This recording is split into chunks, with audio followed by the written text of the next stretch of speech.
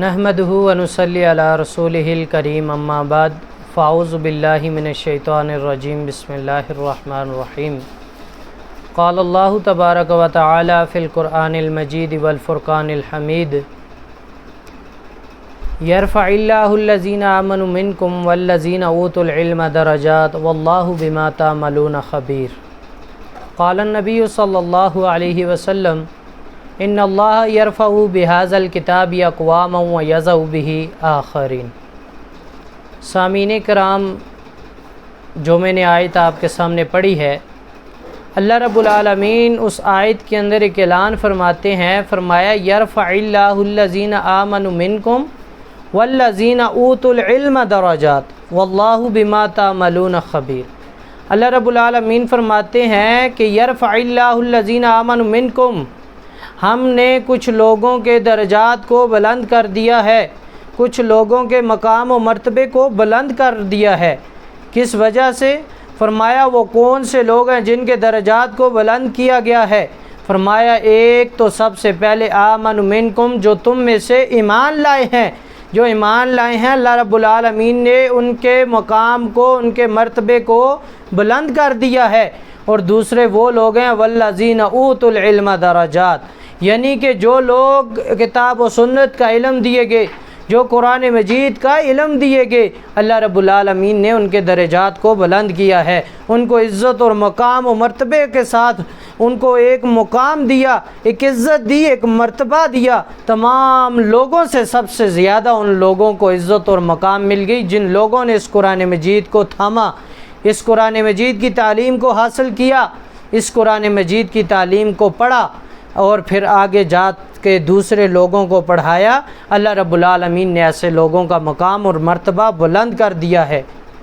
اور آقا کائنات جناب محمد رسول اللہ صلی اللہ علیہ وسلم بیان کرتے ہیں، فرمایا ان اللہ یرفع بہذا الکتاب اقواما ویضع بہ آخرین، یعنی کہ اس قرآن مجید کے ذریعے بے شک اللہ رب العالمین نے اس قرآن مجید کے ذریعے کئی قوموں کو بلند کر دیا ہے اور کئی قوموں کو اس قرآن مجید کے بدلے ذلیل و رسوا کر دیا ہے۔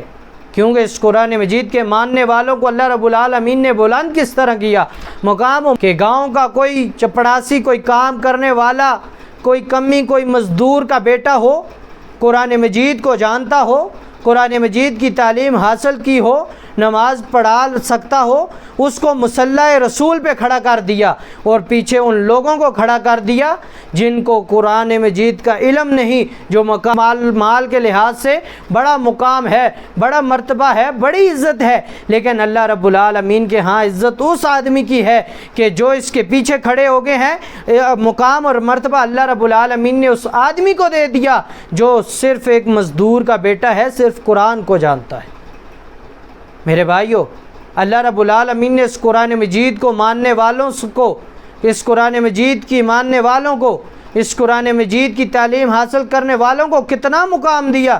حضرت بلال حبشی رضی اللہ تعالی عنہ ہیں، کالے رنگ کے ایک غلام ہیں، اور جب جناب محمد رسول اللہ صلی اللہ علیہ وسلم کو معراج کرائی گئی تو دیکھا نبی علیہ الصلوۃ والسلام نے کانوں سے ایک قدموں کی آہٹ جنت کے اندر سنائی دی گئی جناب محمد رسول اللہ صلی اللہ علیہ وسلم کو، اور پوچھا جبرائیل یہ آواز کیسی ہے، یہ کس چیز کی آواز ہے؟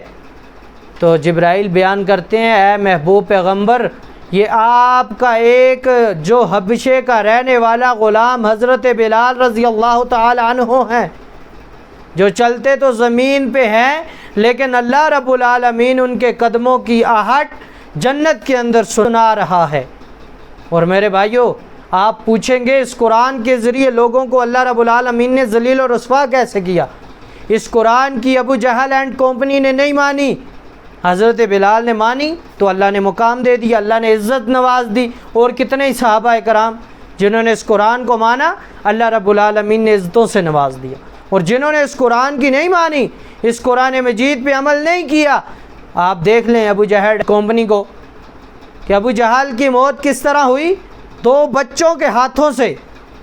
اللہ رب العالمین نے ذلیل و رسوا کر دیا۔ میرے بھائیو، اس قرآن مجید کی مان لیں، اس قرآن مجید پہ عمل کرنے والے بن جائیں۔ آج ضرورت ہے میرے بھائیوں، دوستوں اور بزرگوں کہ آج ہمیں ضرورت ہے اس قرآن کی بات کو مانیں، ہم اس قرآن پہ عمل کرنے والے بن جائیں۔ ہم نے کبھی اس قرآن کو نہ مانا، نہ کبھی سنا، نہ کبھی پڑھا ہے، ہم نے نہ اپنی اولادوں کو سکھایا ہے۔ اس قرآن کو آج اپنی اولادوں کو سکھانا شروع کر دیں۔ ہمارے معاشرے کے اندر سب سے زیادہ برائی، سب سے زیادہ بدکاریاں، سب سے زیادہ ماحول جو خراب کیا جا رہا ہے، اس قرآن کی دوری کی وجہ سے کیا جا رہا ہے۔ اس قرآن مجید کو نہ جانا، نہ کبھی پڑھا ہے۔ ایک اور حدیث نبی علیہ الصلوۃ والسلام فرماتے ہیں کہ سب سے بہترین انسان ہے وہ جو اس قرآن مجید کو سیکھتا ہے اور دوسرے لوگوں کو سکھاتا ہے۔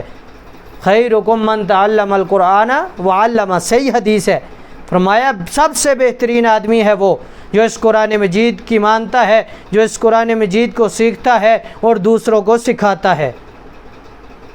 میرے دوستو، ہمیں ضرورت ہے آج قرآن کی ماننے کی۔ آج قرآن کی تعلیم کو حاصل کرنا شروع کر دیں تو یقین جانیں آپ کی نسلوں کے اندر بڑی بہتری آئے گی۔ آپ آج قرآن مجید کی تعلیم کو اپنے بیٹوں کے اندر رہنمائی کریں، قرآن مجید کی تعلیم اپنے بیٹوں کو سکھائیں، پھر آپ وہ دیکھیں کہ آپ کی نسلیں کیسے سنورتی ہیں، کیسے رجحان بڑھتا ہے، کیسے اس معاشرے کے اندر تبدیلی آتی ہے۔ ہم نے تو ان دوسری تعلیموں پہ غور کیا ہے، دوسری ڈگریوں پہ غور کیا ہے۔ یہ اوکاڑا کا واقعہ آپ سب جانتے ہیں، یونیورسٹیوں کا جو ماحول ہے آپ سب جانتے ہیں۔ اصل حقیقت یہ ہے کہ ہم نے قرآن کو نہیں مانا، قرآن کو نہیں سنا، قرآن کی حفاظت نہیں کی، قرآن کو نہیں یاد کیا، قرآن سے دوری تھی۔ ہم نے دوسری یونیورسٹیوں، کالجوں کے اندر دوسری تعلیموں پہ ڈگریوں کے لیے کتنے پیسے لگا دیتے ہیں، اللہ کی قسم پھر بدکاریاں ہوتی ہیں، پھر ڈانسیں ہوتی ہیں، پھر برے کام کیے جاتے ہیں یونیورسٹیوں کے اندر۔ قرآن کی تعلیم حاصل کریں، اپنی اولادوں کو قرآن سکھائیں۔ آج اپنی نسلوں کو قرآن سکھانا شروع کر دیں۔